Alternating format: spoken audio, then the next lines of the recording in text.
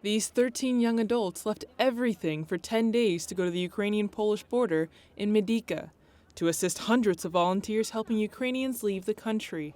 The Medyka project was founded by Joan Folk, an influencer known for using his social media accounts to start social action projects.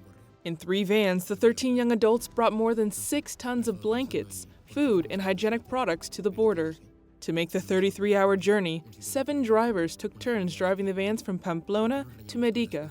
Rodrigo and Javier are 2 18-year-old students from the University of Navarra who participated in the Medyka project. After returning from the Ukrainian border, they had the opportunity to attend UNIV in Rome, an international conference focused on helping young people discover their role in solving the problems of the 21st century. Well,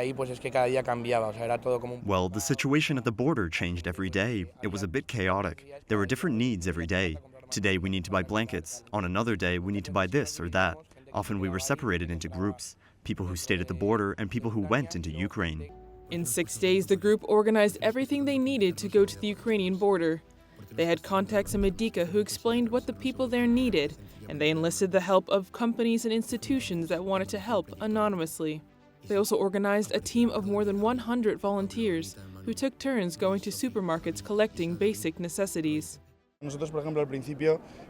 For example, at the beginning we saw that there were already a lot of people helping, and initially we didn't know where we could help. But then you realize that they did need us to help. And each day it would change. They needed us, and then they didn't need us. So I think that anyone who can go, anyone who has the time and the means, should not hesitate to help. Rodrigo describes how impressed he was one day when a 3-year-old boy named Kirill arrived at the border with his sister, aunt, and mother at 4 o'clock in the morning. It was negative 13 degrees Fahrenheit and raining.